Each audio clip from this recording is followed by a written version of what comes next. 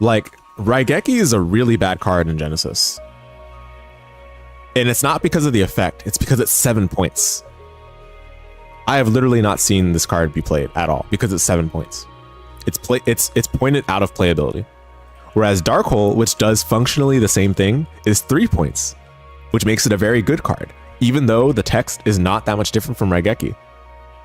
Arguably, Dark Hole is worse because it destroys your own monsters, but that destroying your own monsters is not even that significant of a difference. In fact, it can be beneficial because some monsters, in fact, a lot of monsters nowadays have graveyard floating effects. So Dark Hole is strong in this format because it's 3 points, not because of the effect per se.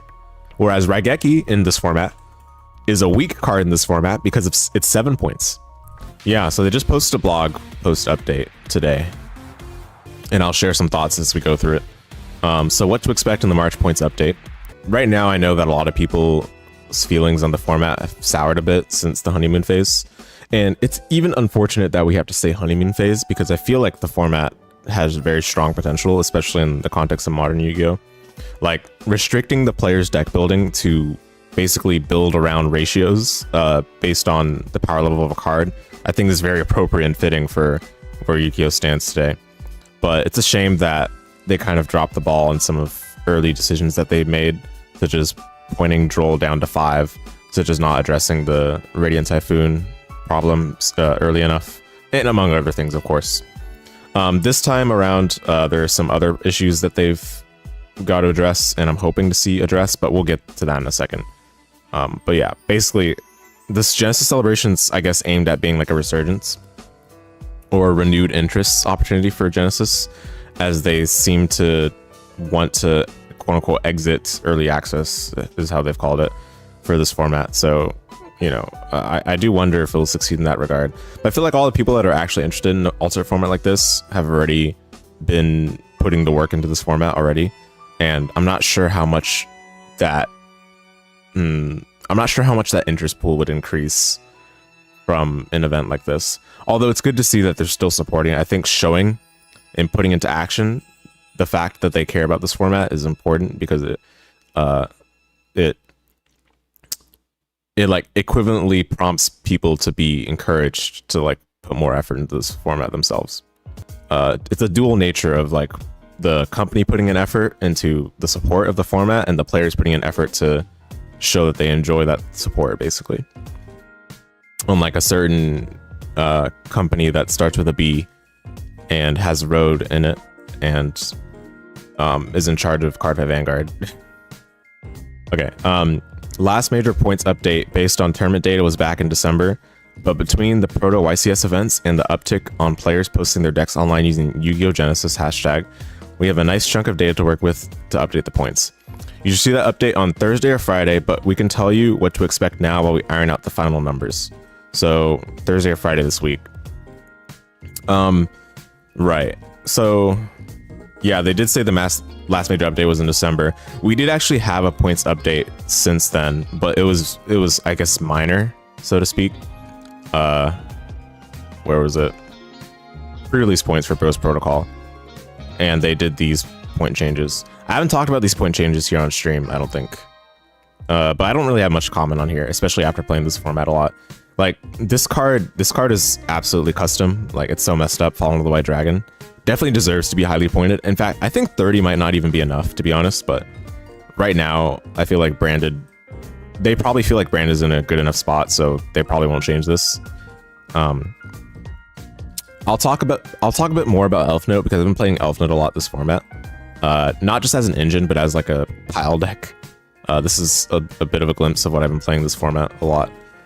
This is definitely going to be changing though after this points update that's upcoming, because they mentioned already that they're going to probably make some Artmage hits, and given that Medius was also on their watch list, this might also affect this deck.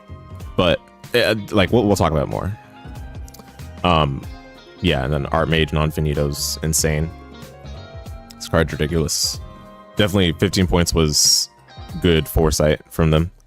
Spenta being 15, this card is like this card flops so hard in both formats. I feel like I don't really see anyone running this in like a respectable high power deck, because the decks that could run it like don't need it because they're already good by itself, and the decks that do need it, like the points severely handicap them.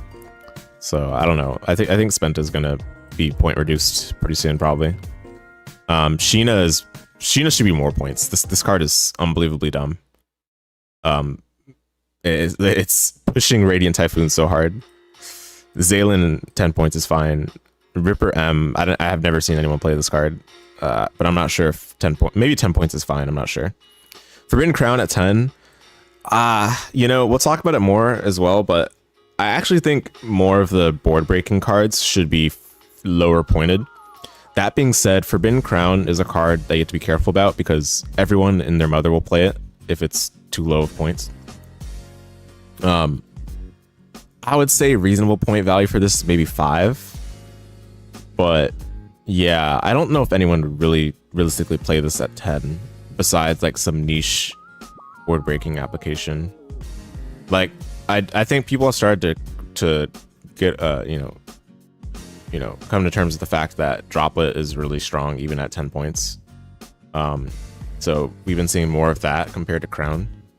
But that being said, I think Crown is still really strong, and maybe 10 points is like overestimate just to make sure they could test the waters and see whether people would be willing to play it. That's probably what their thought process behind that was. Mercurium combo slop card, I mean, sure, 10 points is fine. This card is so funny. I've been playing it in my pile deck, as you can see here, where it is. There it is. This card at 3 points is nuts, man. This card is unbelievable, actually. Like I don't know. Well, it's not even related to the point value of the card. It's just the way the card reads is just ridiculous. Like, I'm not sure what they were thinking, but they probably were not thinking when they made this Albaz lore support. But yeah, this card at 3 points should probably be like 10 points. But yeah, all right. Anyway. But yeah, that was the last points update we got. So just for some context, and for Maze of Muertos, we didn't get any points update, but to be fair, I don't think most of the cards in that set needed to be pointed to begin with. The only thing I can really say is the new Dark Magician card that everyone's been raving over on Twitter and other circles. I don't even know what the card is called. I guess searching Dark Magician should pull it up regardless.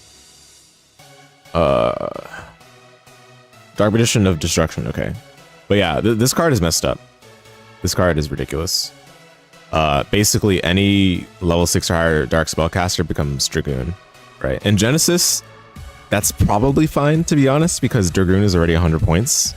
So that's literally, you're spending all your points on that. But to be fair, it's Dragoon, right? Like, Dragoon is a menace of a card. And if you don't have a Kaiju, then you're just completely bodied. I mean, to be fair, Crown is another card that outs it, and as well as Droplet. And I think Dark Ruler can as well. But yeah, Dark Ruler can, but then they can... No, yeah, Dark Ruler can out it, yeah. But yeah, anyway, yeah, according to them, they think that like using this to go into Dragoon is still pretty scary. Which, to be fair, this card by itself should be pointed anyway. I don't even think the Dragoon angle matters that much. Like, this card is messed up. And the other stuff you can summon is still pretty good. Like, you can summon the card that can spell negate any number of times per turn. You can summon the towers. Where's the towers? You can summon the towers here. And the only thing that balances Dark Magician of Destruction is the fact that the card that people are searching, Gaze of Timaeus, banishes the fusion monster the next end phase. So you still have to have something your deck can stand on as a solid ground or as an anchor. But that being said, it's just really strong anyway. And obviously for Dark Magician decks, it's a huge boon for them in Genesis. But yeah, so anyway, that's what they've been, and we're just that's the next thing they talk about right here anyway. New cards from Maze of Muertos. There aren't many of these that will be getting points, which is agreeable. I don't think really anything else needs points there. The Call of the Haunted stuff is not that good. Like, it's definitely cute, and it's funny that Call of the Haunted can sort of be played in 2025 or 2026.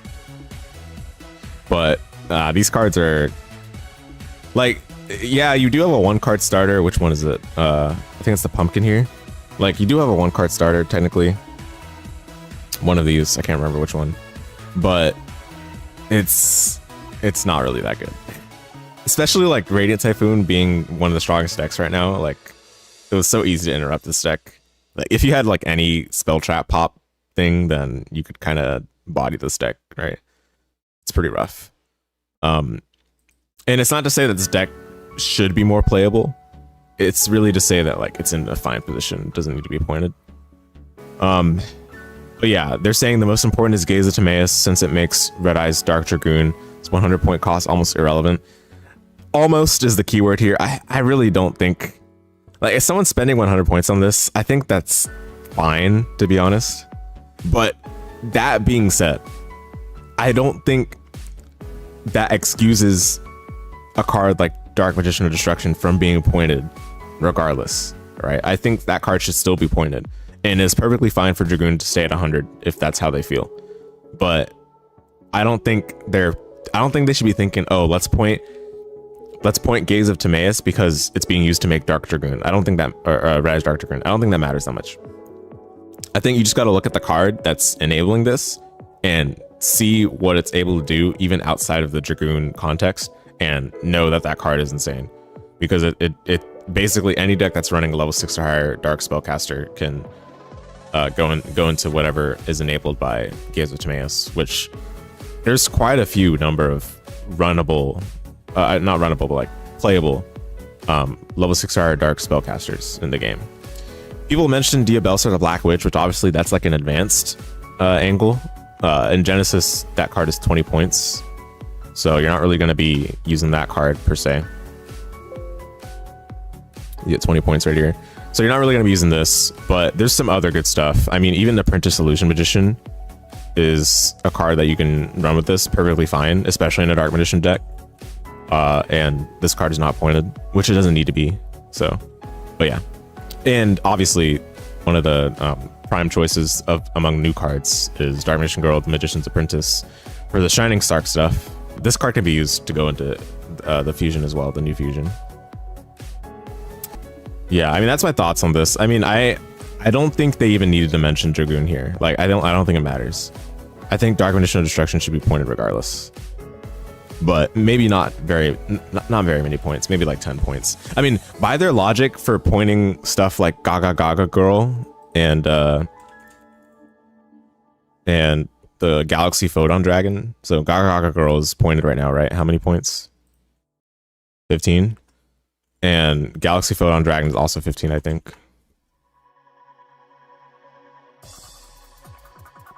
Yeah, I mean, they pointed this to 15. I think Dark Magician of Destruction can be 10 points, and that's just fine. Make it like, because like otherwise this card is so free, right? It generates so much advantage for how little investment it requires. So, and I mean, this is literally cheating game mechanics. Like, it's like, oh yeah, you can fusion summon this with Dark Magician and one lighter Dark Monster, but no. Or you can just banish a level 6 or higher Dark Spellcaster. Like, it's just cheating. Like, it's not even a fusion monster at that point. It's a link monster, basically. All right. Side note, we discussed Maze of Muertos with duelists at the events, and whether or not the pumpkin cards really needed a huge number of points tossed in them preemptively. We were able to suss out that players don't actually believe every new theme that releases so powerful it needs to immediately have 60 or so points slapped on its engine. I mean, yeah. I mean, that goes without saying.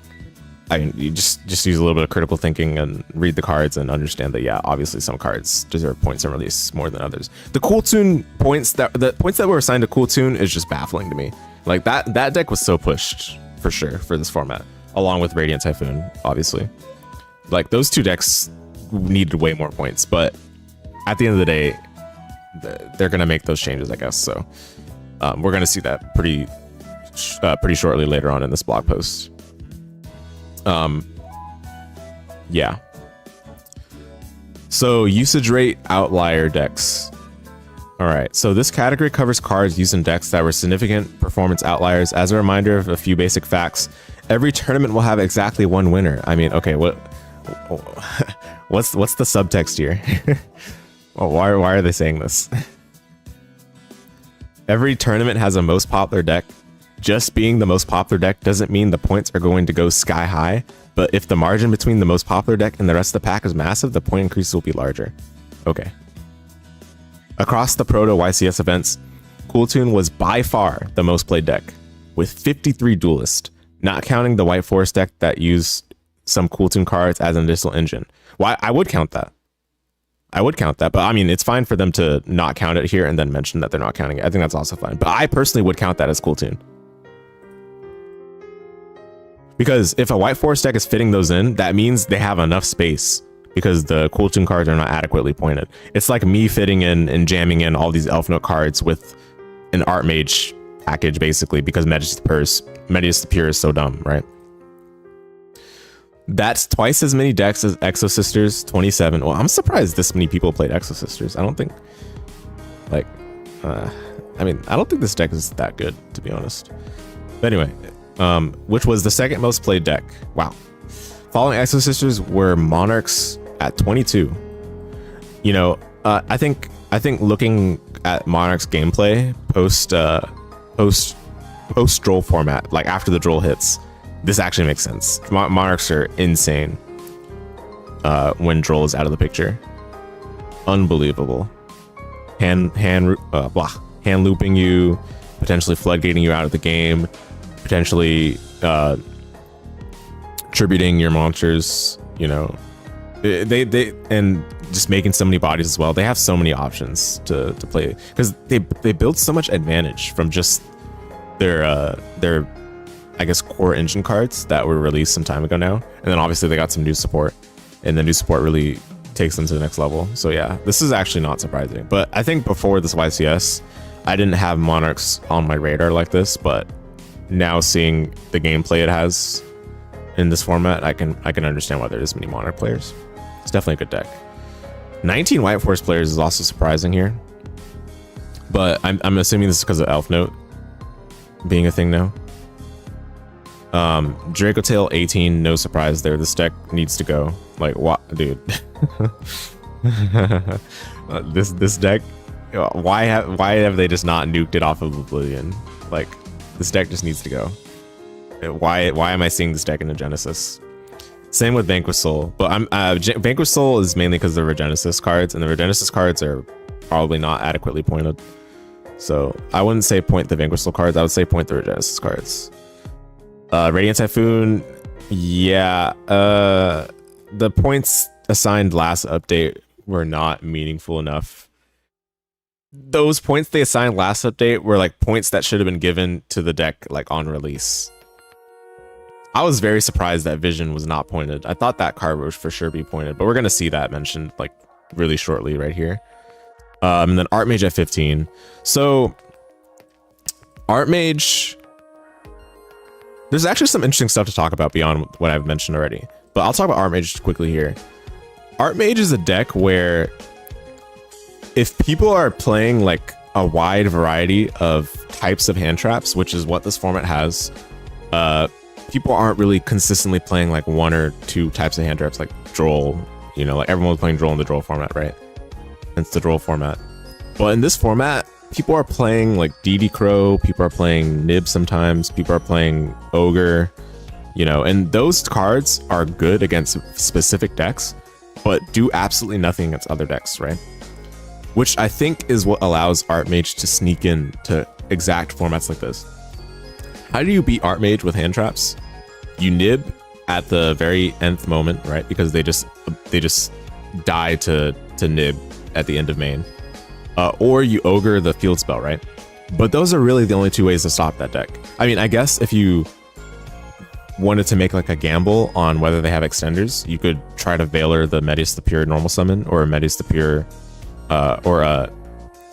not normal summon, or you can EDOPro the Etherealize.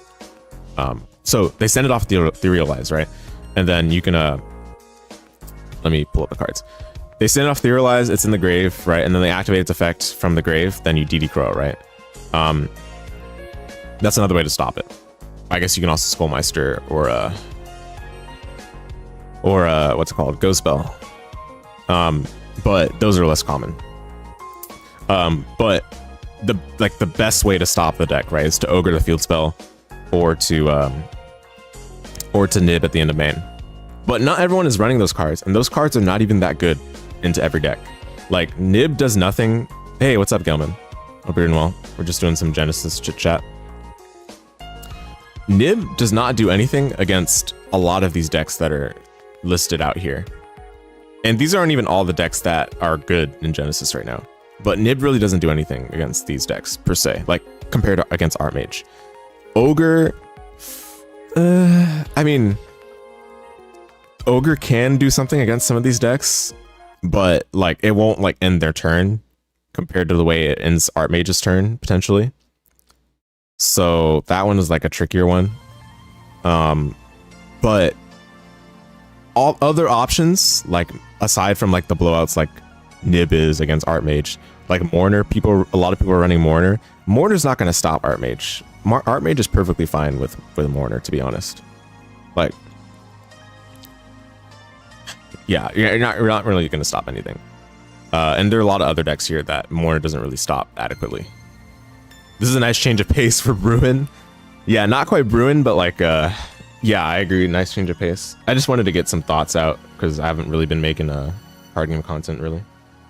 But yeah, basically, let's say you don't have any of those options, right?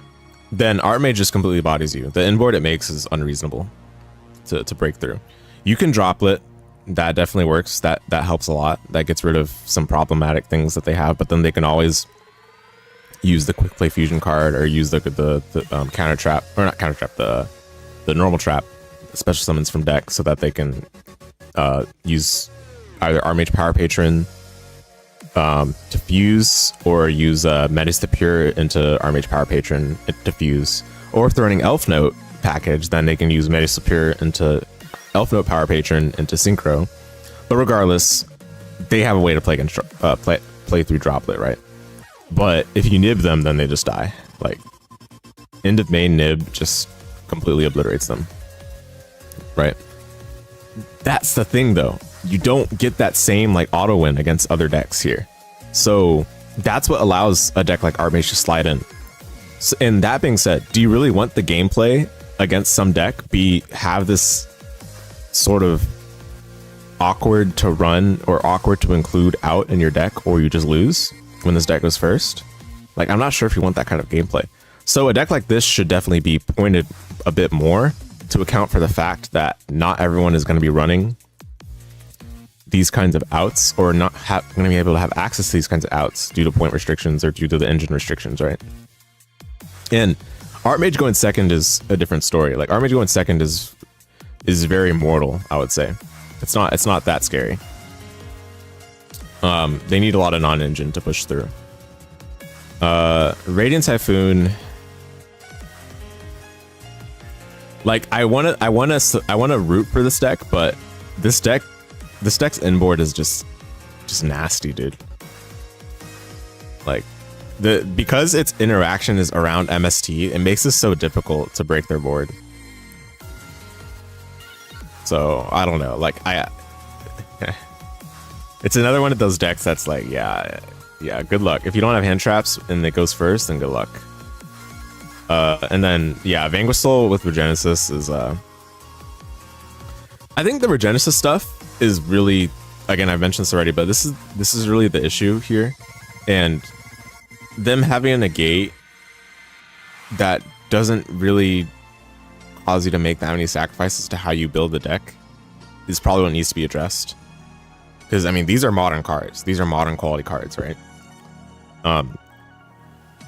So they should have a cost associated with them point-wise. And putting all the points basically on Regenesis, the Spell Searcher, does not matter that much.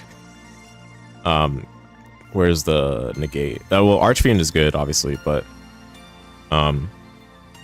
yeah, they literally an Omni negate right here, Regenesis Sage. They have a bounce here, which the bounce is fine. That's perfectly fine with me. They have a, what is it? Quick Effect Banish? Yeah, Quick Effect Spell Trap Banish. Again, this is fine as well, but I do think they should point more stuff here rather than just pointing only the spell, because no one's running the spell and the deck is perfectly playable with Vanquishal still. So they should point the Omni Negate and maybe point the Searcher here. And yeah. You might dabble with Regenesis, never use the engine archetype. Yeah, it's pretty solid for Genesis right now, but obviously it's gonna get pointed, so hold off on if you're gonna buy it physically, hold off for sure. But yeah, it's a cool archetype. I've been trying to think of a way to run it with Dogmatica, but it kind of feels like I'm tainting the Dogmaticas, you know, by running an archetype that's not really related other than being like 2500 attack and defense support, you know. So it feels like I'm poisoning the well a little bit. Yeah, okay. I mean, the rest of these are not really much to talk about. Well, Dracotail, I do have some more to talk about here. The thing with Dracotail right now is that its points are such that you can still play all the important stuff and outvalue almost every competent or otherwise competent deck that people would play. Like, obviously, it's hanging with these other top dogs right now, but like, this is such a gatekeeper for the decks that are just like one power level step below, because obviously this is modern card quality. This is a deck that came out last year, is that right? And its card quality is so good. Like, it has so much resilience. It can play such a long game. You remember Regenesis Cashier was nasty when this format came out? Yeah. The Cashier cards are they're so funny. Oh my goodness. They've kind of gotten a trend of printing cards that just special summon themselves from hand, because, you know, it's hilarious, right? Yeah, Dracotail's card quality is so strong. Like, you resolve a Ketu going second, you just feel so good, you know? Or I mean, forget Ketu, like, even just like normal summoning Lucius, like just a basic normal summon. It feels, in Genesis, that feels like as good as normal summoning Aluber. Like, I would say, at least. Pretty much just as good as normal summoning Aluber. Now, I think Dracotail's a deck that, obviously, it's benefited from Droll being a non-factor against it, but Droll is not played in this format in general, so that doesn't matter. But this deck is still really strong, and why is that the case, right? Well, I've already mentioned the card quality being really good, but there's got to be something more to it than just the card quality. The reality is that the way they've pointed this deck is not sufficient to the actual things that are problematic about it for the decks that it gatekeeps. Like, if we look at the way the deck's pointed, right? Arthalion 20, all right, you run just one of it, fine. 5 mana 30, max one of this card. Flame 3, like, literally doesn't matter. Like, I guess they did this to prevent other people from playing this card, but like, this deck plays perfectly fine. Especially with Branded added, you don't know how much Branded got hit though. Branded got hit a lot, but it's still very playable. It's not a top deck though, which is surprising to me. I feel like Branded is way better than the results suggested, but I haven't messed around with pure Branded personally. I've only messed around with Branded Dark Lord, and that deck is good as well, but it's more fair. Yeah, Malulu 5. Okay, how many points is that already? Like 50, 53, 58. But 58 points on this so far. Like, this is a quality engine you're getting. Like, it's not a big deal that this is so many points. This is a quality, like, these are high quality cards. And there's like a couple more things, like Kedu 15. Like, yeah, you play 2 of these, that's what, 88 points? And I don't think they have any other points on here at all. So, in Rahu's 0. Rahu is 0 points, so you can run 3 Rahu perfectly fine. So you're getting, it's like a small number of cards, like quantity wise, but you're getting such high quality out of those small number of cards that it really doesn't matter that much. And all the traps are unpointed as well, or all the other traps at least, other than Flame, are unpointed. So I think they really, like, what they ended up doing is they ended up pointing Dracotail out of running like the strongest non-engine, but the 0 pointed non-engine that it has available are good enough to like make up for the fact that you're jamming in all of the quality engine that this deck has. What they really should have done for this deck is make it like a real choice to have to decide on whether you run like Rahu at 3 copies or maybe you run Ketu to like have a more balanced approach potentially, you know? But there's no budgeting for this deck. You just jam everything and then you're like, oh, I've got no points left. All right, I'll just throw non-engine in here. And the non-engine being 0 points is not a big deal because the card quality of the main engine, you got everything that you need. So there's not really any like sacrifices you're making for the deck to be able to be playable. Branded Dark Lord Despia Peak 2021. Yeah. Branded kind of is in its like 2022 state if you played in Genesis, but with the new support, it's like a lot better now. You can run one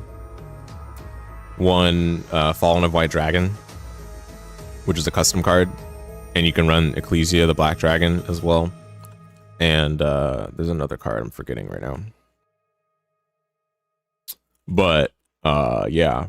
Oh yeah, Tri-Brigade Spring and Skip. Which people's builds are changing right now because you have to run Xyz to run this. Well, not you don't have to, but like it helps to have the Tri-Brigade X or the Springens Xyz with this. Can't remember. But yeah. Alright. Anyway, I'm getting off track a little bit. Points is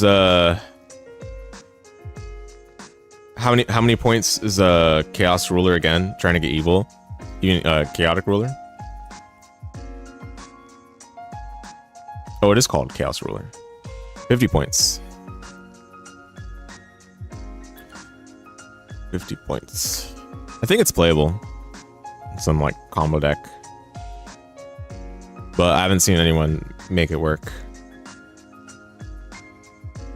Yeah, and okay, beyond Dracotail, like I've already talked enough about this, I think. There's some other decks that I think might be pretty scary going forward from here, like Magnet Warriors, but I don't know if Magnet Warriors needs points per se. But depending on the other stuff they point, Magnet Warriors might become a strong contender. So we'll see. I'm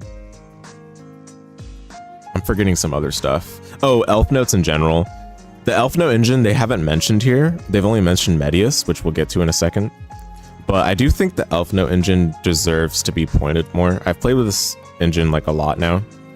And I think the main thing that is pushing this deck over the edge is Tinia, Elfnote's Tinia, and the Continuous Trap, which is basically a negate, functionally omni negate. And because it's on a trap effect, it makes it so hard to interact with. Like you have to be playing something like Radiant Typhoon, which obviously is a hard counter to this deck, to really deal with it adequately.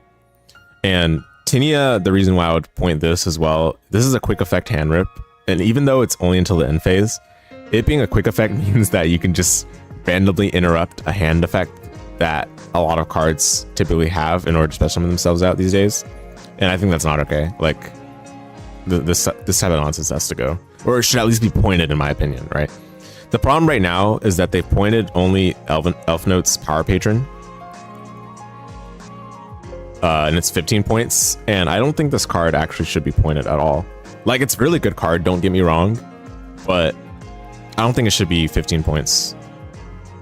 I think if you put the points on this, it'll actually, like, hurt the consistency of the engine and adequately address the problem, which is the hand rip. Because like realistically, someone is not going to run more than 2 of this anyway. I don't think pointing it matters that much. You can even run 1. It's kind of greedy, but you can run 1 of this. You like Chaos Synchro? Yeah.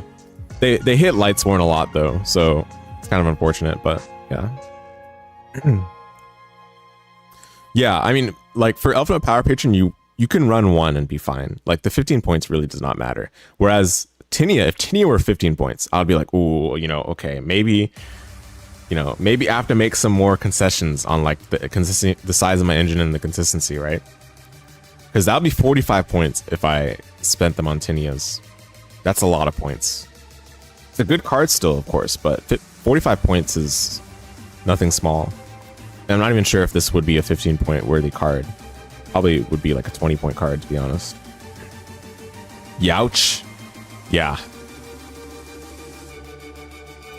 So, yeah, that's where I stand with that. Let's talk further on other things, so let's not harp on this too long. Yeah, I haven't talked a lot about Kewl Tune, but Kewl Tune, this deck is messed up, man. And it's not even the deck. It's what the deck has access to, which is the hand traps. Like, they clearly just push this deck for this format. It's so blatant. Despite winning the Dormant event, Kewl Tune's overall win rate hovered around 50% for the weekend. Many players commented that once they sat down for real YCS level competition, they found that some of their card choices built up around casual duels weren't correct for a 7+ round Swiss tournament against exclusively strong decks. Many players regretted choosing Exosisters. Yeah. What were you expecting? Like, this deck is I mean, this deck is good, don't get me wrong, but it's not like a top deck material. This deck is always an anti-meta choice. And it so happens that in this meta, like, you're kind of reliant on D-Shifter to win with this deck. And without D-Shifter, it's a little bit too low ceiling. No top 8 finishes, 2 total top 32 finishes between both events, and an overall win rate closer to 40 than 50.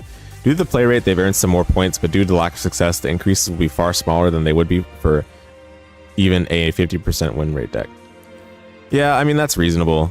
I mean, the new Exosister cards are still good. Specifically the Xyz that came out in Burst Protocol. Caramel. But, oh yeah, and they also got like a new spell, right? This one. Carpe Divum. But, or was it Betrayal? It might have been Betrayal, actually. I think it was Betrayal. But anyway, like, this deck is fine. Like, it's not amazing. It's not terrible. It's fine. But, like, there's so many other better decks right now, especially Kewl Tune, that I'm surprised people, like, were willing to give this a shot. Or that many people, I should say. I mean, obviously, it makes sense that people were willing to give it a shot, but, like, that many people, like, that's surprising to me. You gotta say, this level of communication from Konami was unheard of a year and change ago. Yeah, no, definitely. I mean, that's been the best part about Genesis, is the communication. It's great to see, like, this very pointed and specific commentary on their thought process behind the changes. Now, I mean, the changes themselves are still pretty contentious, to say the least, but at least they're communicating, so. Yeah, okay, Kewl Tune, I mean, this deck is just blatantly pushed. Like, they pointed some inconsequential cards for like a very roundabout reason. They're like, oh yeah, we're pointing this because it rips from the extra deck or rips from the deck. Like, come on now. Like, you gotta be kidding me, dude. They specifically crafted it so that you can like jam a bunch of hand traps like a modern advanced deck. So not a fan of that. I mean, this deck is good, but it's specifically good because it can fit all those hand traps. Like, if it couldn't fit those hand traps, it'd still be okay, but it wouldn't be like anything problematic in my opinion. And they're gonna get new support later, so they should definitely hit these sooner than later. Man, I really forgot what I was gonna say. Oh yeah. Speaking of Shifter, so Floodgates, I did not, like, when I was reading this in advance, I did not see Floodgates mentioned at all. And I want to mention it right now because I know I'm going to forget later since it's not in this blog post. No mention of Mistaken Arrest, no mention of Dimensional Fissure.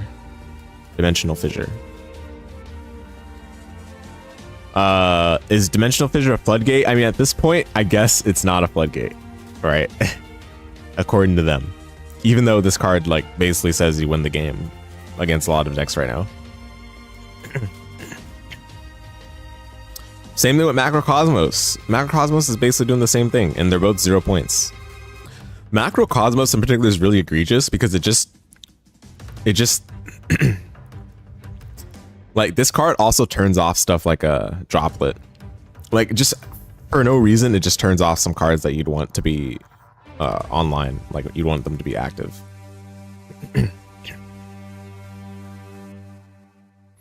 And Mistaken Arrest is not okay. This is clearly a Floodgate in the same vein as Droll. And we're going to talk about Droll in a sec. But why is this card not voided? Like, it's no good to just cheese a win from the side deck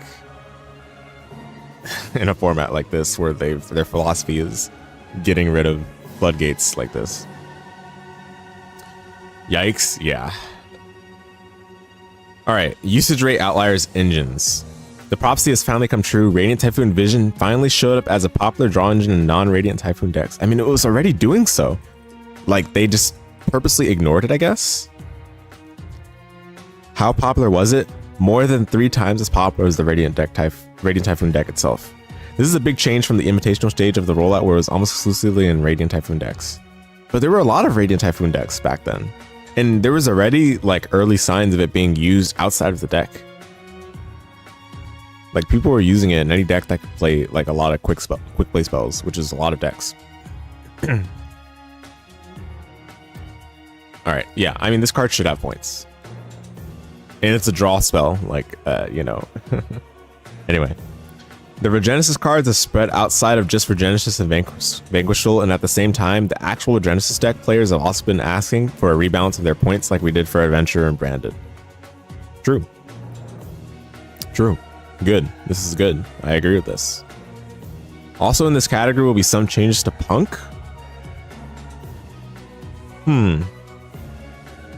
Was Punk an outlier? I feel like Punk was relatively contained to the Psychic Punk deck.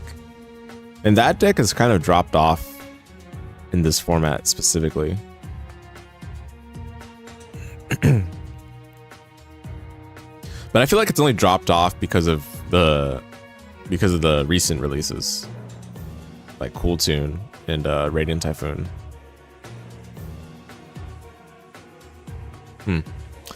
As well as Medius the Pure and Etherealize, which now appear as engines across 3 different decks. You're heavily considering making the deck. Which one? Punk.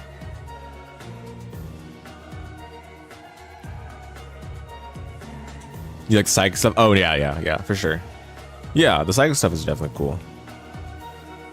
A lot of potential with that deck. Very high ceiling. Yeah, okay. Regarding Medius the Pure and Etherealize, yeah, I mean this dude, I was playing this pile deck. Like, this deck felt like a deck that should have points. I mean, we're gonna see probably some bad test stance. Oh, okay, well, this test stance is pretty good. but you know, this, okay, ignore the Charmer stuff for now, because the Charmer stuff is not the stuff that needs to be hit. I have an agenda, and I wanted to make the Charmer stuff more playable, right? So, you know, I had to put in some bad cards to make this deck a little worse, you know? But it turns out this deck was so good that the bad cards weren't bringing it down enough, and the like strength of the Charmer engine ended up actually like mattering quite a bit. Okay, here's a hand I'm willing to demonstrate. So, uninterrupted, Medius the Pure. Oh my goodness, dude. Medius the Pure just leads to so much nonsense, dude. So we turn this to level +3. Let me peep. Oh yeah. The combo sauce right here. So this is just off of Medius the Pure, right? Which this card surges Medius the Pure. So we use this, grab I think Tinia here. Okay, let's restart. Sorry, I messed that up. We can do this.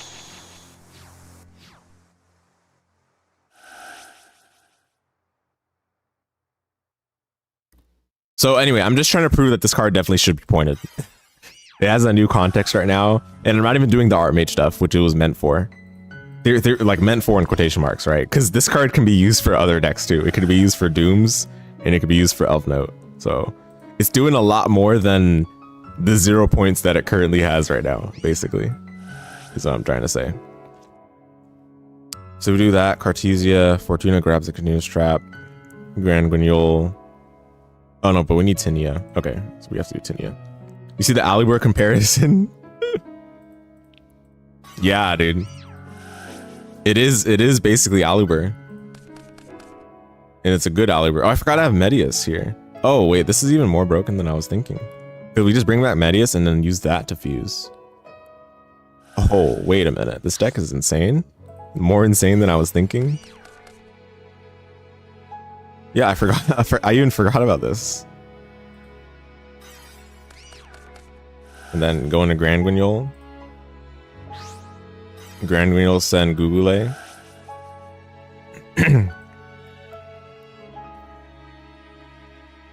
And obviously, you see I'm running Garuda as well, right? Like, if you didn't have...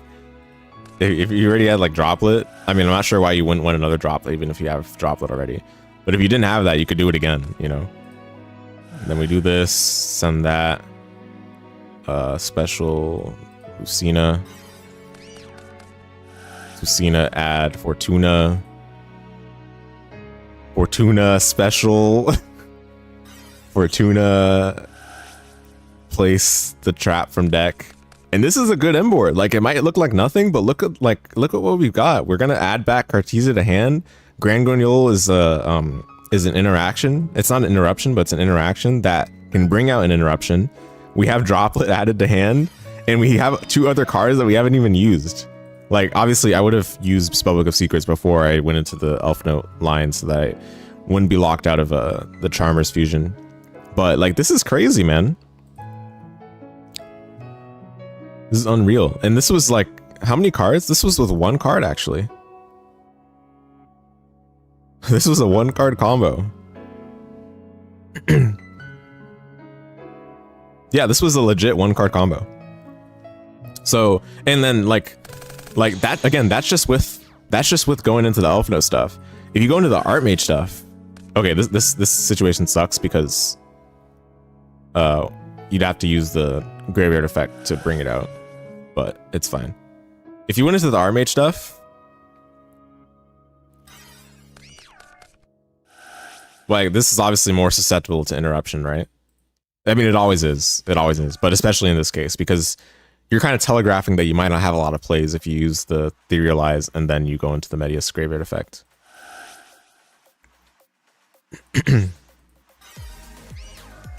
Alright, use this. Grab the field spell. Wait, field spell, right? Yeah, field spell. Field spell. Field spell. Grab Gruff Flare.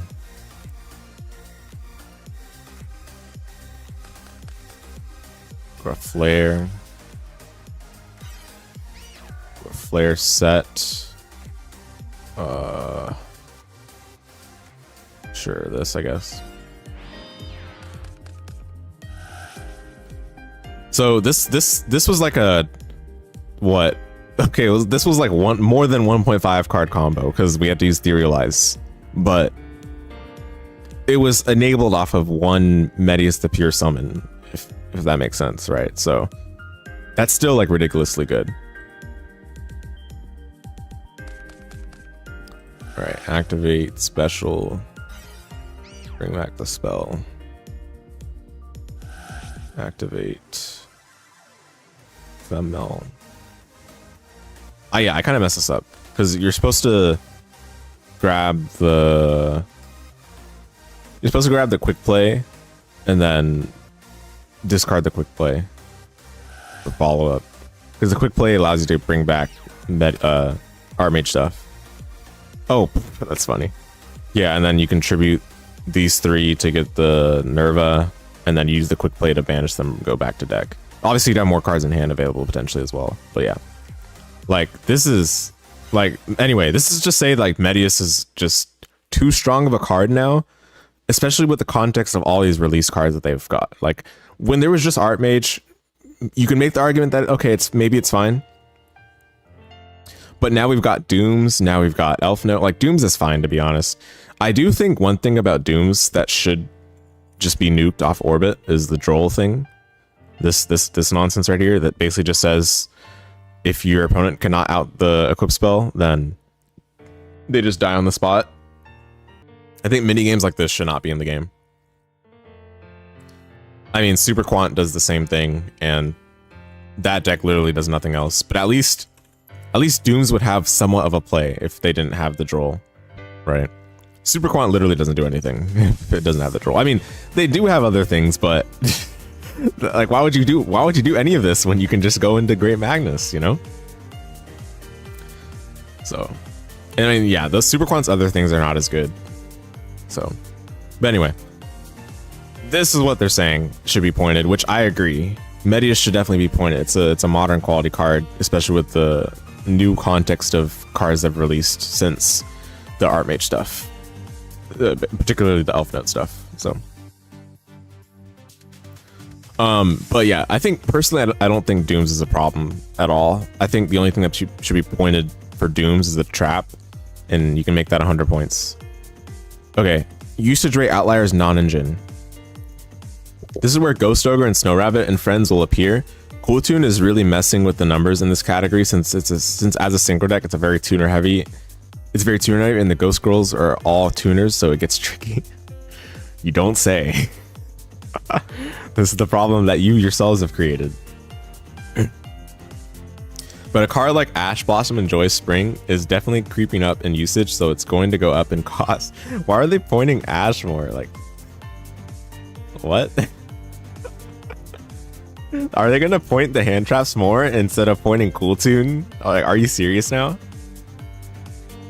There's zero shot, dude. I mean, they're already gonna point Kewl Tune based on what they've been saying here, but are they really gonna point the hand traps more too? This is unnecessary. Like, Ghost Ogre does not need to be more than 3 points. It's fine at 3 points. Ash at 15 is also fine. What is this? At the same time, Droll and Lockbird is dropped and used, no surprise, so it will decrease a little bit. What are they doing? Not to where it was before. Well, I would hope so. I would hope so.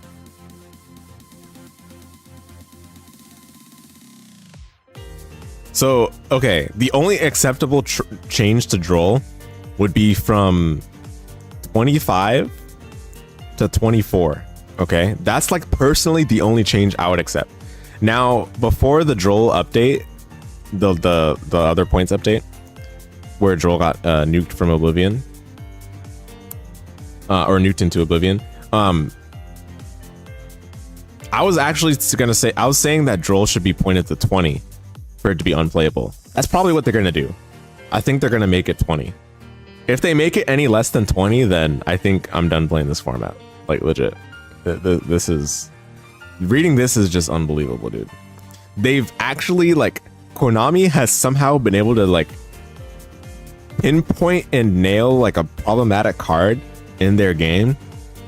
And carried that over to Advanced, for that matter.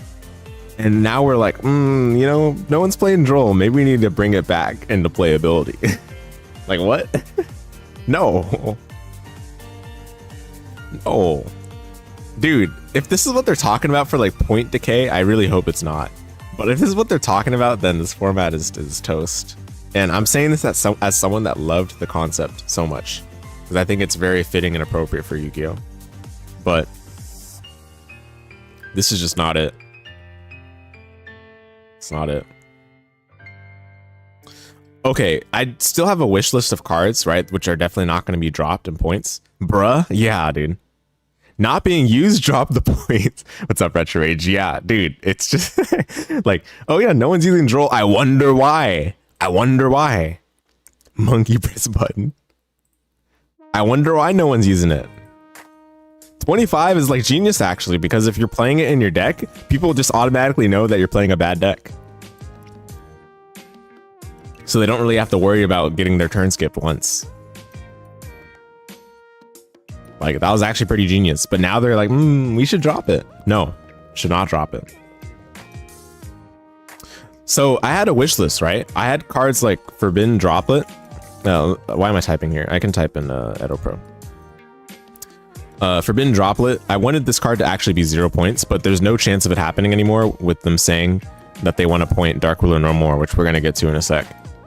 I want this card to be 0 points because I think that every deck should have an opportunity to break a board at minimum, like just have a chance to play. Mistaken rest is 0, by the way. Yeah. Yeah. Isn't that great? And they didn't mention it in this blog post, so yikes. Yikes. But yeah, I want this card to be 0, and I don't know how many people would agree with this, but I actually think that having a powerful board breaker like this is fine because you're exchanging a card for everything that you're negating from the opponent's board. The main thing I can see why people would probably not want this to be 0 though is because you can also use it going first as an inboard piece, and it's especially more possible to do. I mean, I'm literally doing it with this deck. Like, you guys saw some of the test hands I was doing before. This hand, I mean, okay, yeah, unplayable, very playable. Anyway, I was doing that. Like, I'm making Droplet as part of my inboard with this deck, right? So I'm doing nasty things. But if Droplet were at 0 points, other people would also be able to use that as a board breaker against the inboard I make, which would basically otherwise be unbreakable. Now, obviously, if they Droplet and they don't send a trap, I just negate it with the Elfnote card. Which card is the problem here? I wonder. No, it has to be Droplet. Droplet's definitely the problem. Yeah, Droplet should be pointed instead of this Elfnote continuous trap card. Anyway, yeah, this is some nonsense. This is some nonsense. And it just makes absolutely no sense that they're trying to increase the points on Ogre and Ash rather than Kewl Tune. Like, these cards were perfectly fine in their position before Kewl Tune came out. And then all of a sudden when Kewl Tune came out, these cards are obviously being played in the tuner deck because they're tuners. And they double as, you know, interruptions, right? Interactions. Anyway, moving on. The standard side deck. Yeah. You know, I'm actually glad to see this section because, yeah, a lot of side decks in Genesis. You're starting to see some common themes here, right? You gotta have your spell trap removal. You gotta have your kaijus. You gotta have your ultimate slayers and your ultimate slayer package, right? Like, these are in every deck. Like, I understand why they're pointing this out explicitly now, because I definitely agree that these are in every deck. However, here's the one thing that I think should be mentioned. I don't think that these are in every deck is actually a problem, because these cards are very, like, reasonable things to play, to have a chance to play going second. Like, there's no problem with using Slayer against an inboard. There's no problem with using Santa Claus or Kaijus against an inboard. There's no problem with using Cosmic Cyclone against an inboard. Like, these are perfectly fine means of getting a chance to play going second. But I understand why they're bringing it up. However, I am very much at odds with what we're about to read here. So let's give it a read.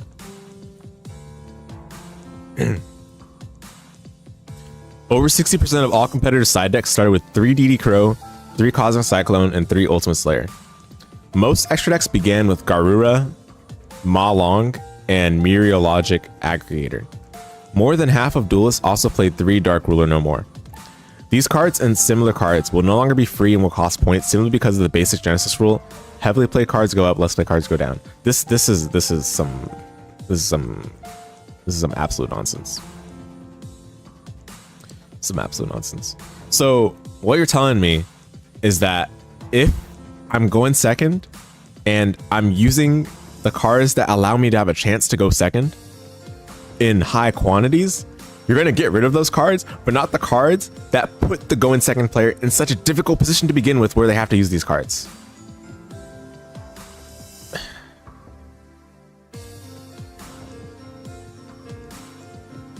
Lost original purpose of point system with that statement? Yes. Yes. Dude, it's just so aggravating, man, reading this.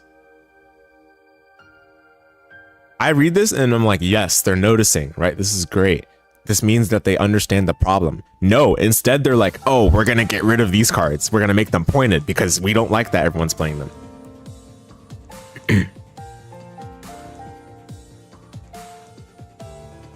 Point system is not based on usage, it's based on what you want the format to be like. Exactly. It establishes the power balance, the power level of the cards.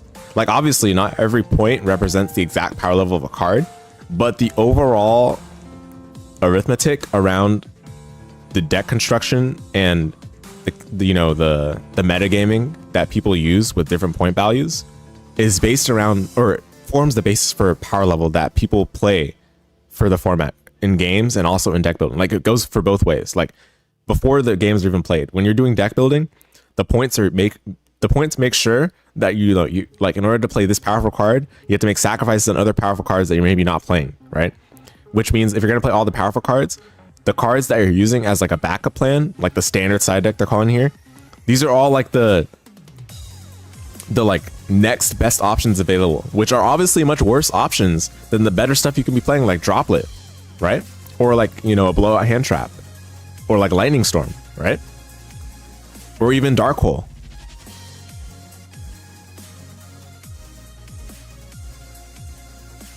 And for this to even work, you look at how many extra deck slots you have to use. Yes, everyone's running these, but these are extra deck slots you have to use. Now, for sure, the argument against that is saying, yeah, I mean, everyone's spending these extra deck slots on these cards means that the extra deck has so much space nowadays, right? Which for Genesys is definitely true, because Genesys doesn't have link monsters. So you have your core extra deck engine, and then you have a lot more space after that, right? But when I'm personally deck building, I feel like I'm still struggling to slot these cards in. And you can see that clearly here. I have like a mini Outbass package for fusion deployment that I couldn't fit in my main deck because I'm jamming so many things. But the reason they're in the side deck is not because I couldn't fit them in the main deck, is because I have so much good cards in the extra deck that I really needed to make sure to have space for, right? So Aggregator's not even in the extra deck for this case. You still make a sacrifice. It's not even, you don't even need a point value on this card for it to be a sacrifice. You're just inherently making a sacrifice by running so many cards to make a card like Ultimate Slayer have as much value as possible. Now, obviously, if everyone's running those cards, sure, you can make the argument that maybe these cards are too worth their value, but these cards are not being run because they're too worth their value. It's because they're the best options at no point cost, because all the good options are being pointed away from being playable. Like the droplets. I mean, droplets are still played right now because they're so good, but it's an example, right? Like the droplets or the Raigekis or the dark holes. Heavy Storm got reduced to 10 points and is still not seeing play because 10 points is just too much. And I'm not saying that jokingly at all. Like 10 points is still too much for this card, unfortunately. If they want it to be played, 10 points is still too high for this card. Now, do you want Heavy Storm to be played? You gotta make that decision, right? I do think it can be 7 points and still be in a fine spot, but think about it this way. When you point away all the good options for the going second player, yes, we have to go and pick up the scraps and look for much worse options like Slayer or like Santa Claus or like other stuff. Adding points now is just overdose. Yeah, dude.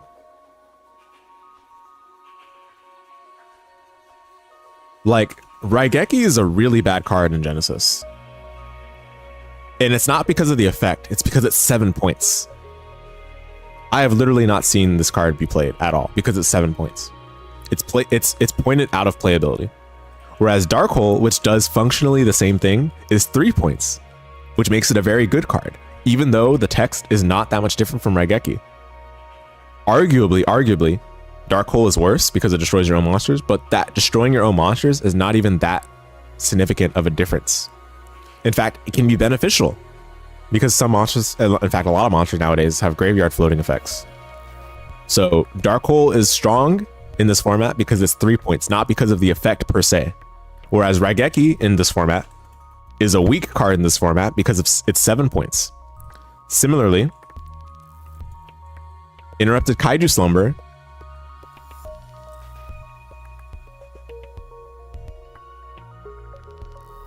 is a weak card in this format because it's 33 points. Not because of the effect being bad. The effect is actually really good. But this card is bad in Genesys because it's 33 points for some reason. Lightning Storm is a really strong card, one of the best board breakers in the game. And you know why it's bad in this format? It's because it's 40 points. Or 20 points now, actually, they reduced it. But this card is still unplayable at 20 points. Last example, sorry. What was it? Well, Giant Tornade's fine. Okay, anyway, you guys get the point, right? So people are playing the next best option, right? So with Dark Ruler going away, what are some other board breaking options? There's one I know for sure exists. I can't remember the name of the card, but it's like you banish cards from your extra deck face down and like bounce some number of cards your opponent controls or something like that. That card's probably going to see play now because it's the next best option. And then they're going to say, oh, this card is being played too much, so we got to point it. No. So yeah, I have strong feelings about this, obviously. It makes me very annoyed. This is the type of thing that would be a deal breaker for the future health of this format. Like, a card like EDOPro is so inoffensive to this format, in my opinion. Gorgon Slicer, thank you. Yeah, thank you. Is that what it's called? Slicer? Gordian Slicer. Gordian Slicer. So it can't be negated, and at start of main phase 1 or 2, target any number of face-up cards in the field. For each target card, banish 1 card from your hand, or 6 cards from your extra deck face down, then return those target cards to the hand. Now, this card is not good, right? This card is a very, like nth best board breaker.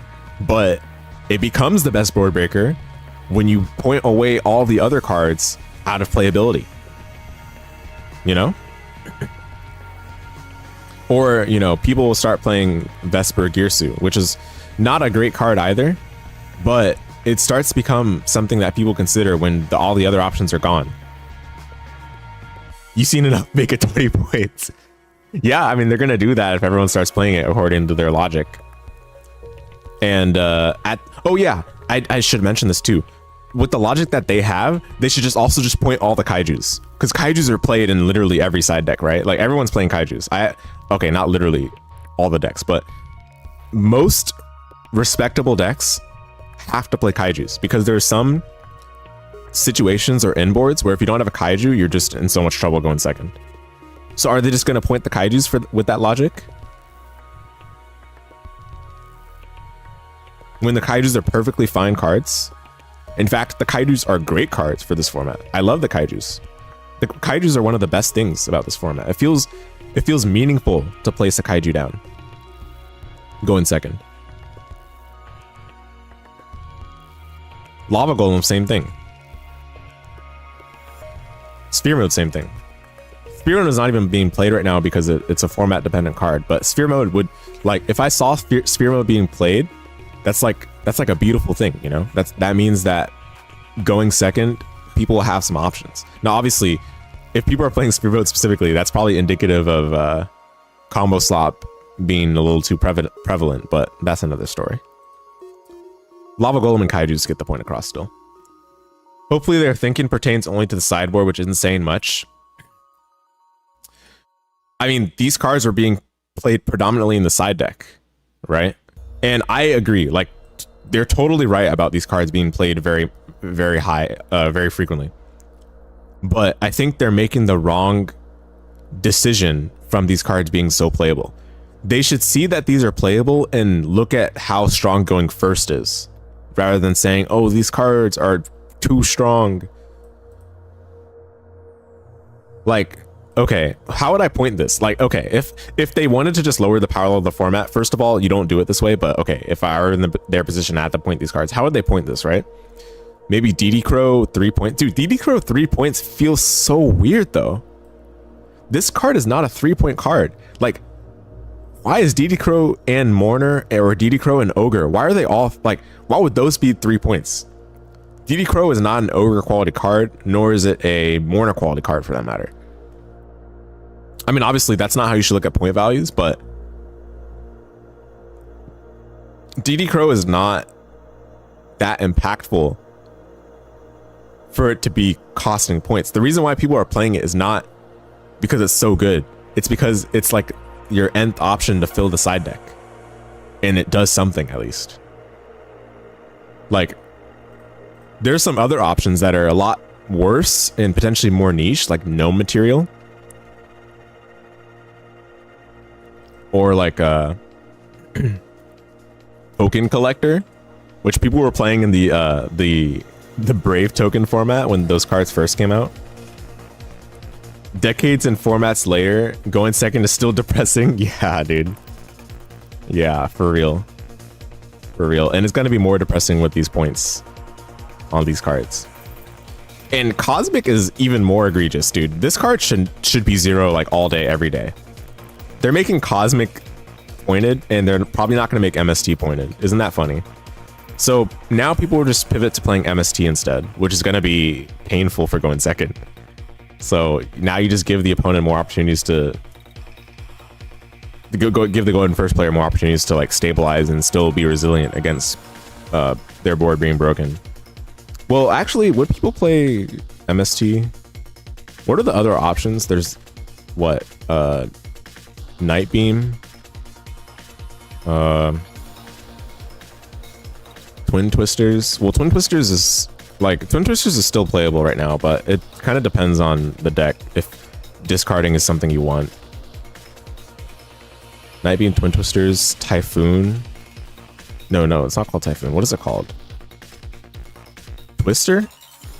Twister's really bad though. Oh, you know what? Final Bringer of the End Times. Well, this card kind of sucks too, though. This card's better for going first. I mean, you can still play it going second, but this card, you don't want to be playing it. You don't want to be playing it as your side deck board breaking option. Yeah, oh my goodness, dude. Are people going to play Lightning Vortex? Actually, I think people might actually play Lightning Vortex now. Even though this card is so much like, if you're playing Dark Ruler, you're targeting a very specific style of deck that you wouldn't otherwise be able to break their board, right? Because they maybe have a Spell Trap negate, or they have an Omni negate, or they have like layered interaction. Dark Ruler is supposed to help with that, right? Like Lightning Vortex is not going to fill that role very well. People were playing Dark Swords Revealing Light. Oh, true. Oh my goodness. Swords of Concealing Light, right?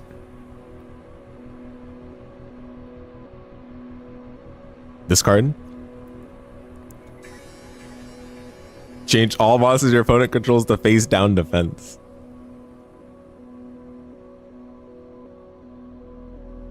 I guess there's also Book of Eclipse. Book of Eclipse is also not good though. Like this card can kill you if you don't win the game off of its resolution. 0 points, board breaker not once per turn. Right, yeah. Actually, Swords of Concealing Light, I could see people playing that. But the problem with this is that it's a continuous spell. So they can just pop it and it doesn't resolve.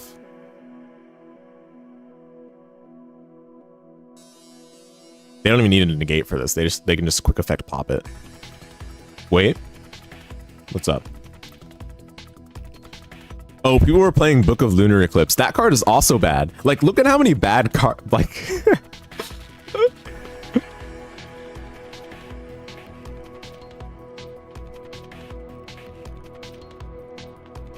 okay. I mean, this card is not as bad as some of the other ones we were looking at, but this card is not good. You don't want to be, you don't want to have to be playing this. Bad cards are base. Okay, true, but are these cards gonna let you play through an Artmage inboard?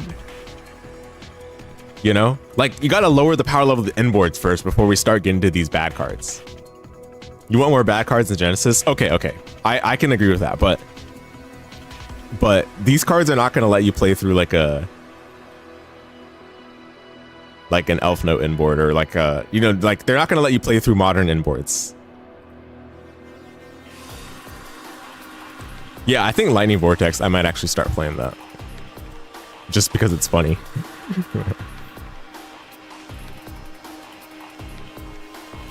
Or should we play oh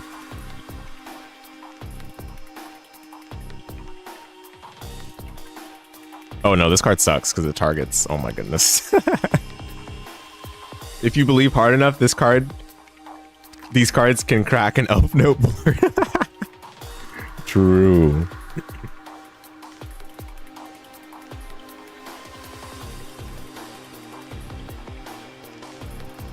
Yeah, it's, oh my goodness, dude. Finding these board breaks is gonna be so rough. I definitely will be playing Santa Claus though with my kaijus. Like at this point, I think just having kaijus is not enough. You need probably like kaijus plus Lava Golem or kaijus plus Santa Claus, legit. Which is fine. I mean, I love Santa Claus, but it's literally just a kaiju, which is not, it's not anything like super profound. It's just that like we're in a position where like we have to play much worse cards for trying to go second, but the end boards that people make going first are not, they're not being inhibited enough, you know? We gotta nuke these from being playable. Hey, what's up, Flipperson? Welcome to the stream. Clearly this means instead of stables, they want you to look at other engines, see if you can find an amalgamation deck that technically goes around the restrictions because it just has too much gas. Yeah. Which is what this deck is right now. I mean, this deck, like, I fully understood that it would get pointed because there was just no shot that it wouldn't be. But, you know, it was fun while it lasted. I'm more than willing to give up on I'm more than willing to give up on the Artmage stuff if it means I can still play my Charmers, you know? But the problem is Charmers are too fair by themselves. I say fair, they're bad. Even with the new support that's coming out later. Dude, I don't know. I'm just so tilted. Like, this format had such high potential and was such a great idea. And then they're just making like so many completely just baffling decisions. Fair is bad in Yu-Gi-Oh! Yeah. Dude, oh, speaking of fair.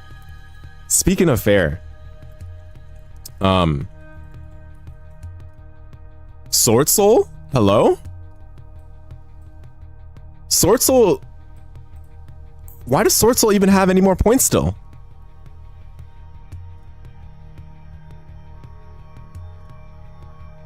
Okay, fine. Maybe Emergence. Well, no. I don't even think Emergence have points. You know why? Because they're like, oh, Searchers should have points. And then stuff like 7th Tachyon is not pointed. Stuff like Kewl Tune Synchro is not pointed. And that's a twice per turn, by the way. But, and dude, there's so many like Searchers that are not pointed and are like way better than anything that Sword Soul can make in this format. None of the Floodgates are being used. We need to lower the point. 0 points to all Sword Soul cards. You need 20 years of Sword Soul. Well, I do think one Sword Soul card should have points, and it's the negate. And I think Shishao is the negate. So they've already kind of addressed that.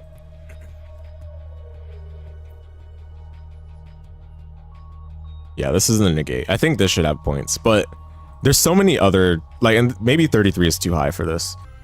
Like, these becoming like kind of the mainstay of Genesis side deck strategies, I thought was fine. Like, no one's complaining when Ultimate Slayer like resolves and it gets good value, because it gives the going second player a chance. And if your board is like getting broken by one Ultimate Slayer, your deck is probably bad anyway. Which is why I don't speak very highly of Exosister. Because this deck just crumbles and dies to like very easily to the Ultimate Slayer, which everyone and their mother is running. And stuff like Cosmic and EDOPro just also don't make any sense being pointed. Malong, Garura, Aggregator, why would you point these? Why would you point these? You already have to sacrifice extra deck space for these. Why would you point these? These do literally nothing outside the context of Ultimate Slayer. Maybe Malong and Garura do something if you're running Grand Guignol. But if you're doing that, you're dedicating space in your deck to Cartesia, which is 3 points, and to potentially Fusion Deployment, which is not pointed, but that card locks you into fusions for the whole turn, which means it limits the types of decks that can use it to begin with.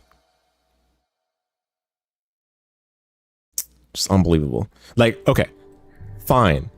Maybe Dark Ruler can be pointed, maybe. I still don't think this card should be pointed, but you could argue that 0 points, this card was like maybe outperforming its point value because it is a strong card, but modern Yu-Gi-Oh is just ridiculous, man.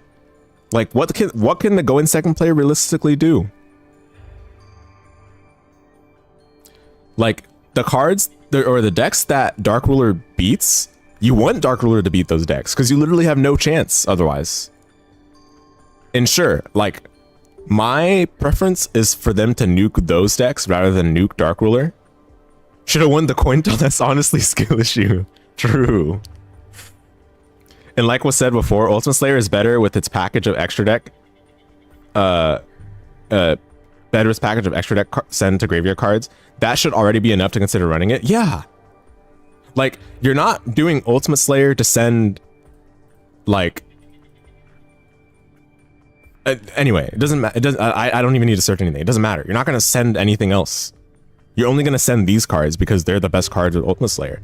But these cards are cards that don't do anything outside of that. Realistically, for like the majority of decks. Maybe if you're playing Dogmatica. Oh, Dogmatica, scary. Ooh, scary. Deck that's stuck in like 2020. So scary. Loses to 1 MST. If you're playing pure Dogmatica with Dogmatica Matrix. Loses to 1 MST. Okay, fine. You know, I'm definitely exaggerating a little bit. Thunderbolt is a good card. Thunderbolt's very good, but it's kind of it's not enough, unfortunately. Yeah, I'm just so sad. I'm just so sad. All right, low usage decks players like will be taking another pass over the points list, looking for decks players seem to like but feel the points are a bit too heavy on. Six Samurai. Okay. Hear me out. Six Samurai deserves to have points in some regard, because this is another one of those, like, I might sound like a hypocrite, right? If I'm saying Six Samurai. Six Samurai is another one of those decks where if it goes first and if you don't interrupt it, then you just lose, right? But there's plenty of tools to do with Six Samurai's inboard right now, and it's not even making that inboard consistently because there's no one card combos. Like that deck is that deck is really not good. I do think Six Samurai can get its points lowered further. For that matter, while we're here, oh, Ninja already had their points lowered. Oh well, easy. Sword Soul, same thing. Like, there's a lot of decks that can have their points lowered because no one's gonna play them ever. They mentioned Dragon Ruler. I actually don't like. I don't know if Dragon Ruler's wise to lower the points on, but we'll talk about that in a sec. Dogmatica Strays, shout out to Albazo. Yeah, 4,000 beat stick, baby. Lower the points on lower point decks, then DD Kuro, yeah, you'll stick to the gas idea. Exactly, yeah, dude. Yeah.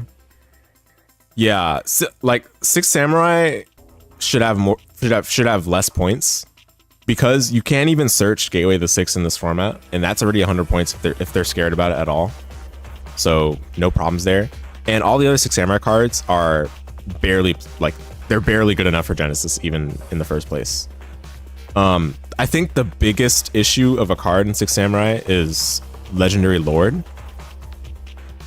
And this card is always something that they have to walk carefully around. So I can understand it from that sense, because this is just the freest, like, nib protection in the world, and just protection against hand traps in general.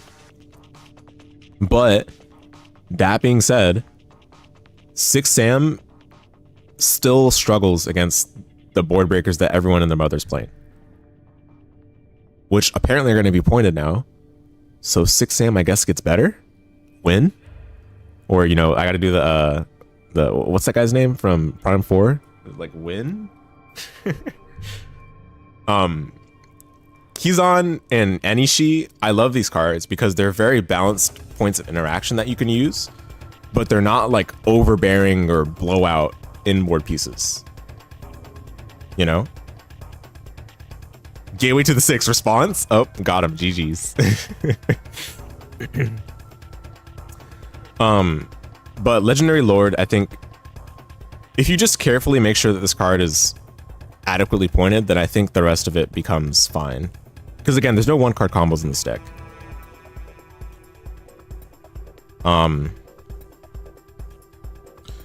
Noble Knight is a deck I want to revisit in the upcoming format, because I do think I haven't explored it fully. Not specifically Noble Knight, but Infernoble. The problem with Infernoble is the inboard is very fragile. Like, literally dies to one kaiju. Just kaiju the Charles and you just automatically lose the game. And in order to fix that, you got to play the Flame Swordsman engine, which unfortunately also is very fragile. I mean, it's 1-card combos, thankfully, but it's so easy to get rid of the interaction. Used to be your jam, you missed Isolde. Nah, Isolde definitely deserved to be zapped. Unfortunately, that card is if that card were not like so generic, I think it would be a lot more healthy. But that card is not okay. I used to be an Isolde defender as well because I was using it only in 6 Sam and Noble Knight, but then now that card's not okay. It's a combo slop enabler. Yeah, I might revisit this deck. But I mean, this deck is really not that good. It's like just okay for Genesis standards, but then guess what people are using it for? People are just using it for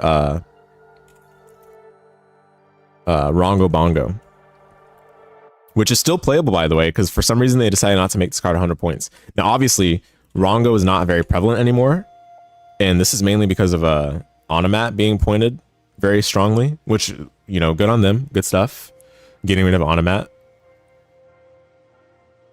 But this card, there's no reason for it to not be 100 points other than they're just trying to make a funny number. Too generic, should have made a Noble Knight lock. Yeah, definitely. Well, Noble Knight lock would have made it unplayable. They should have just made it like require Noble Knight materials. And also only summon Noble Knight stuff.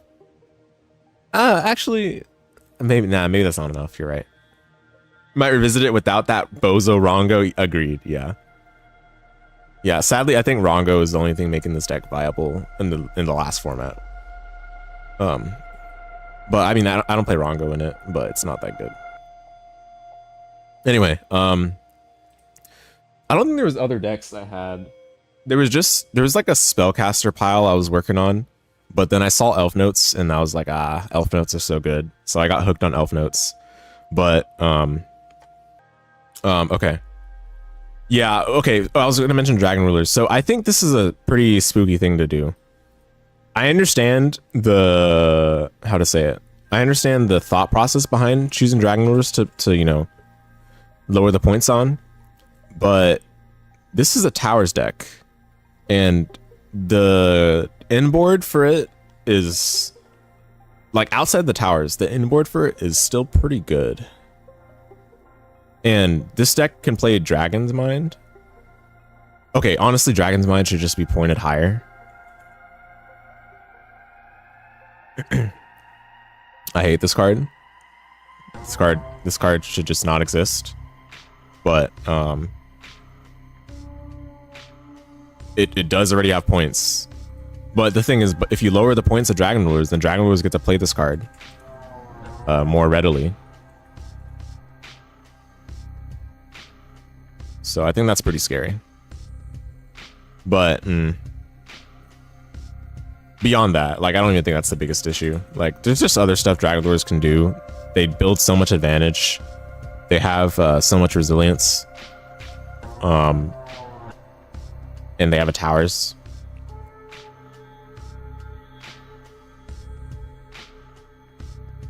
Spell Trap negate. There was something else they had. There was another negate.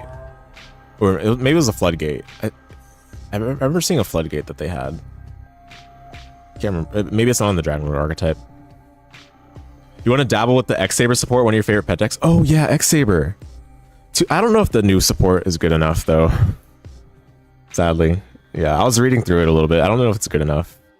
But it's cute that they're making more stuff for it, definitely. Dragon's Mind equals Starry Night support. Let's go.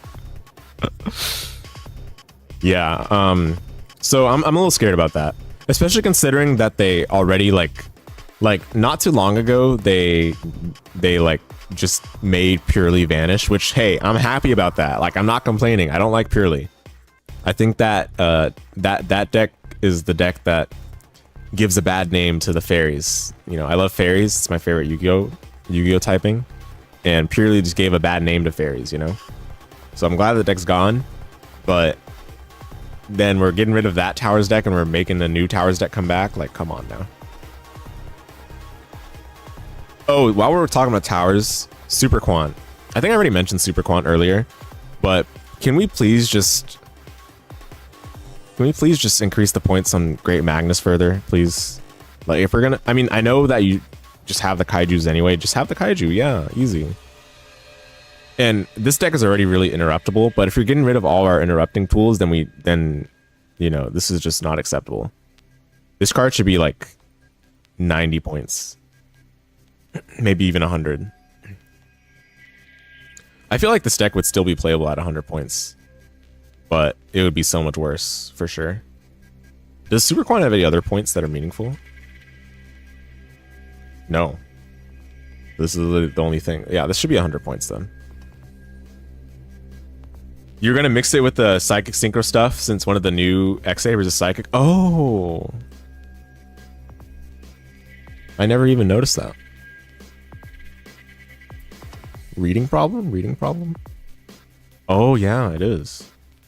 And it's level 3. That's a very... Oh my goodness. Quite conspicuous for sure. Okay, quick sync using only earth monsters you control, including this card. Soft once per turn. If this card is in your hand, you can banish one of the earth monsters from your hand, face field or graveyard, special summon this card. It's normal summon or special summon, you can add a saber spell trap from your deck graveyard to your hand. I mean, it's pretty good. Yeah, I did not notice that it was Psychic. That definitely makes it way better than it would otherwise be. But E-Telly is still pretty high in points, right? Isn't it 30-something points? 35. You got big plans. Hopefully it isn't that unplayable. I don't know. 35 for E-Telly sounds pretty rough. Yeah. I mean, it's a good card. E-Telly's insane nowadays. Like they've printed some good Psychic cards. So, all right. Yeah. So I guess they're gonna unpoint some other low usage decks, but Dragon Lures, I'm not a fan. I feel like actually they could have just left Dragon Lures alone, and people would probably naturally play it a bit more if they addressed the other problems in the format. But we'll see. Low usage engine, non-engine. Okay. Well, okay. What are they even thinking of here? Like, it's got to be some like real juggernaut cards that they're gonna lower the points on for this to even matter. Because if they're gonna lower the points on, I don't know.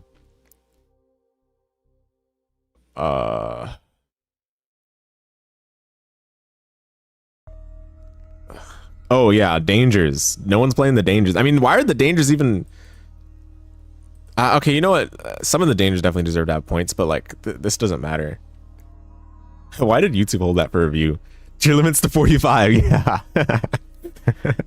yeah. That's a good example. Let me see.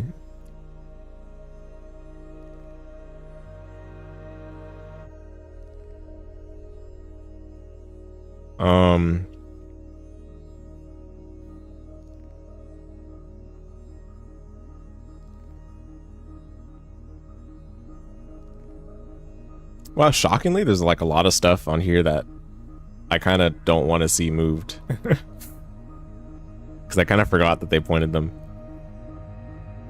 Oh, yeah, I mean...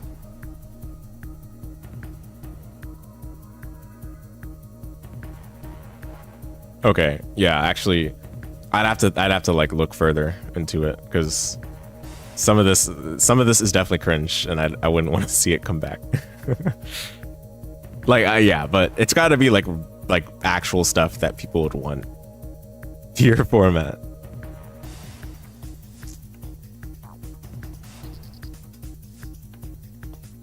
Yeah, I don't know. I'm looking at this and I'm like, good. I'm like, yeah, good. It's good that these are pointed.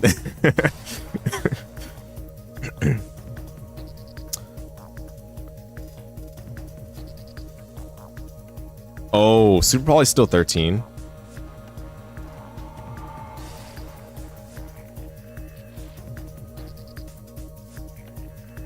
You know what?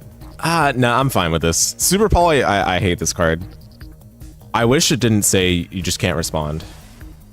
If it didn't say that, I think this card would be a lot healthier. Because I was gonna say like board breakers, right? But no, like you can use this going first as well. And it can't be responded to.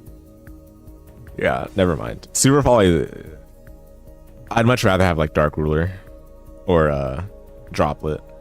I know Droplet also says you can't respond, but Droplet, you have to like purposely pick the things that your opponent might have and send those away. I think I like Droplet's one of my favorite board breakers because I think it's well balanced for modern Yu-Gi-Oh. Is a good Tier Sworn deck even possible in this format? There's one guy called Peeps. Oh, okay, actually I'm on the wrong account. But there's a guy called Peeps Yu-Gi-Oh that's been playing like a Testina Tier Limit deck. And he, according to what he's been talking about, it's pretty good. I haven't looked too much into his deck, but apparently it's pretty good. It's an engine deck though, so you know how that goes. Yeah, honestly, I'm looking through this. I'm like, okay, I kind of don't want to see most of these. Tier Sworn with two Tier Limits and then being at 100, no way. Oh no. No, Peeps is not playing Tier Sworn, but like he's playing Tier Limit cards. Sorry. Yeah, no, Lightsworn. Lightsworn, they were so heavy-handed on killing that deck. Unfortunately.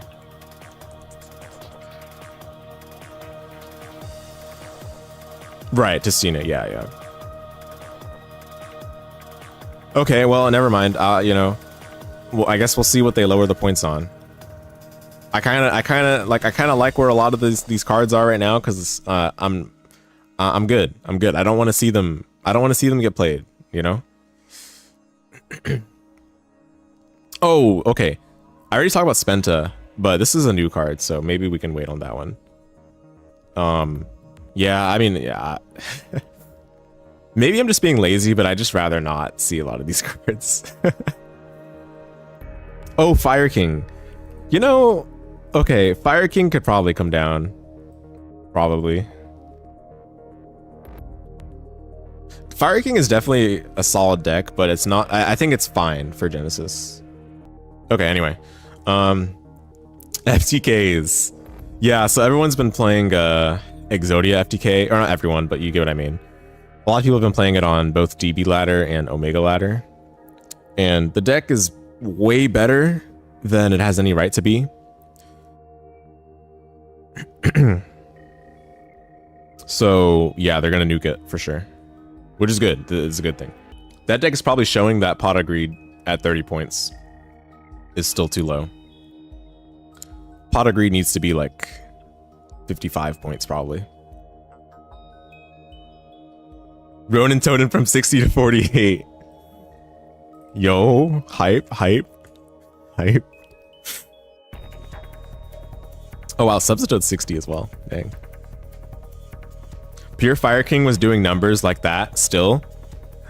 Only early on. That was like the honeymoon period of Genesis. People were playing Fire King, and it wasn't even pure. It was a Drac Fire King, which that was definitely brilliant. Like Drac Fire King makes a lot of sense. But again, I think that deck is fine for Genesis. Like obviously getting your board nuked by Meteor is kind of annoying. But like again, the power level of this deck is more or less what I would expect from Genesis, you know? And again, if people start playing this deck, then they can reassess the points again. Alright, make one of the arms 40 points. Yeah, but the Exodia FTKs are gonna get destroyed for sure. There might be some other FTKs as well that are under the radar. Alright. Blah blah blah blah blah. You keep using the hashtag, sure. Alright, roadmap, FAQ or Q&A. Drac Fire King sounds more base than Snake Eyes Fire King. Oh, definitely. Yeah, definitely. No question. Big tops.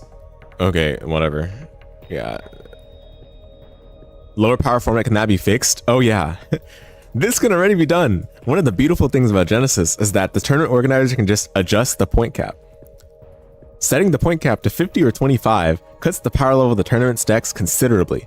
A 10-point cap limits the use of point-costed cards to only the smallest point cost, and only a handful of those. A 0-point cap cuts them out entirely. Ask your tournament organizer to try different point caps if that's what you're looking for. I mean, I think Genesys has to like stabilize and marinate into people's like purview before this is even something that anyone would be willing to consider. And it's still not at that point yet. So this is just kind of tone deaf. It's not even answering the question. Like the question is like, can that be fixed? Can we fix the Genesys format's power level? And it's just talking about something else. It's PR speak for that's your problem, mate. Yeah.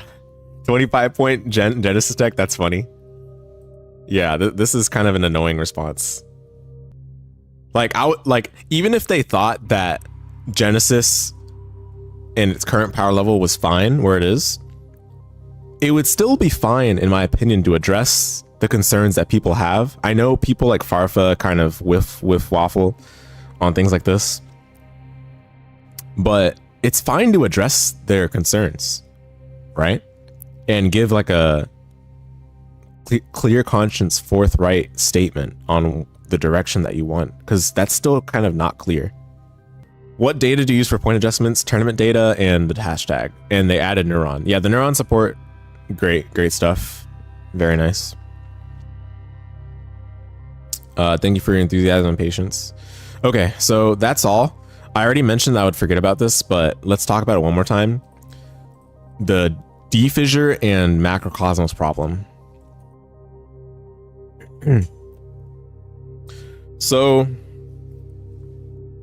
this also includes stuff like mistaken arrest, like non-fusion area, like shared ride, all this nonsense, basically, right? So, do they consider these cards floodgates, right? I think at this point it's clear that they don't consider Dimensional Fissure a floodgate. The problem is it's being used as a floodgate. Like, if you have interaction that is required to go to the graveyard, EDOPro has to go to the graveyard to activate the effect. Meaning, if it gets banished instead, it can't be activated. Ghost Ogre has to go to the graveyard. Ghost Spell does not have to go to the graveyard, but is functionally moot when everything gets banished anyway. Skullmeister, similar argument there. Functionally moot because things won't be activated in the graveyard when they get banished. Veiler has to go to the graveyard to activate. Like, look at all these cards that are hand traps, that are healthy interactions that need the graveyard to do anything. And Dimensional Fissure turns them off. Macrocosmos, same thing. It's actually kind of ironic that Ash is one of the few ones that works quite well under Dimensional Fissure. And guess what people are using Ash for? Mourner also works under under Dimensional Fissure. Why would any deck even exploit these like that? Malice doesn't even exist this format, maybe Cash. I mean, that's the problem though. You can make your inboard and then just drop the defissure after you do your combo. And it sounds like a bad thing, but it turns out that's like a very that can just easily make your opponent scoop it up on the spot. And that's what tends to happen. You just make your inboard and then you do defissure. Obviously, if you make your inboard first before defissure, then they can interact if they have hand traps, right? But a lot of people are not playing hand traps right now. Unless you're like Kewl Tune, right? So you do your inboard mostly uninterrupted, drop the defissure afterwards, and then you just reach out your hand for them to shake it. Because, I mean, whoa. What are you going to do about that? Macrocosmos is the same thing. There's nothing to talk about this card. It's basically the same as defissure. Mistaken arrest. I mean, do I even need to read this card for you guys to know that it should be pointed? Shared Ride. Okay, this one, I think I've seen people kind of more like on opposite ends for this card. I still think this kind of card should not be encouraged.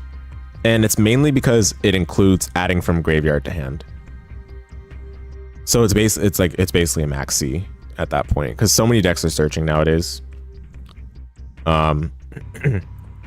You literally have to be playing a deck that just like sets everything from deck for this to not be relevant. And again, I don't think that's healthy. And there's a lot of strong non-pointed hand traps that people are playing, especially right now, like Orange Light, that can be drawn into from Shared Ride. And Orange Light is surprising that they didn't mention, given that they're trying to like bring their hand down on so many other things that people are playing. But I guess Orange Light is still pretty niche. I mean, it's sad that it's being used in decks like Super Quant and Kewl Tune to make them like even harder to play through. But yeah. And Green Light is in the same category. Reminds you of the old Master Duel Classic, full inboard, then drop the maxi and standby. Yeah, dude. Yeah. I mentioned all those. There's Gravity Class. This card is pretty bad, but you don't want this card to be good. So just don't even let it be played. Don't even let this card become like a real problem, pretty much. Non-fusion area, same thing.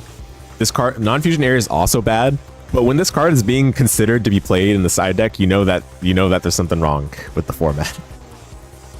So this card should also not be allowed. Like all these bad Floodgates should just be gone. There was one more I'm forgetting for sure. Well, Poisonous Winds. Poisonous Winds as well. Like I think people were using this against Radiant Typhoon. I haven't seen it that much, but again, like these are like bad Floodgates that should just be pointed out of playability, right? And then if people are considering playing these decks or playing these cards, that means that those decks that they're playing them for are bad problems that you need to get rid of as well. So Radiant Typhoon in this case. I'm forgetting one more card I mentioned, but like there's so many like bad Floodgates that people can run. So, oh, something that I think a lot of people are not talking about, Aurora Paragon. I mean, this card is also bad, but this card should just be 100 points as well. You can actually, I'm running this in a build of Pure Dark Lord. And you bring this out off of either Shadow's Light or Condemned Witch. So Condemned Witch summons a level 4 fairy from deck on the opponent's main phase. And then Shadow's Light can bring it out on your turn, but it's not as good because they can just normal summon to get rid of it then. But when you have it with Condemned Witch, you just wait till they normal summon, and then you bring out Aurora Paragon, and then they just can't play. Like, obviously, that's not that good, right? But you shouldn't even allow this card to win a game. Like, I would think, at least. From a Genesis philosophy standpoint, I feel like this card should not be. Anyway. All right. I've rambled on and on. So yeah, I mean, as you can see, I'm pretty frustrated with this blog post, and it's not even like they said that many bad things. It's just that the bad things they did say are like really bad. So, and this was like the one thing that brought me back to Yu-Gi-Oh. So obviously, if it doesn't end up working out, I'm not playing advanced, so I'm just done with the game. You're a fan of Shadow's Light W card? Oh yeah. It's a cool card. Too bad it's pretty niche, but maybe that's a good thing. Yeah. All right. Not much else to say here. You thought we all loved Advanced Slop. Advanced is definitely better than it was in 2024. The bar is pretty low. Every time I see people bring up like, oh, dude, Advanced right now is so good. Like, it's so much better than 2024. Like, I can't even take it seriously, because like, are we seriously comparing modern Yu-Gi-Oh format to one of the worst. Like anything is going to be better than 2024 Yu-Gi-Oh. Are you saying that you love Tenpai or you love Snake Eye for the 1000th time? I mean, actually, there was still like Snake Eye in 2025 for a little bit, wasn't there? Oh my goodness. Anyway, all right. Yeah, all done with Genesis for now, for talking about it for today.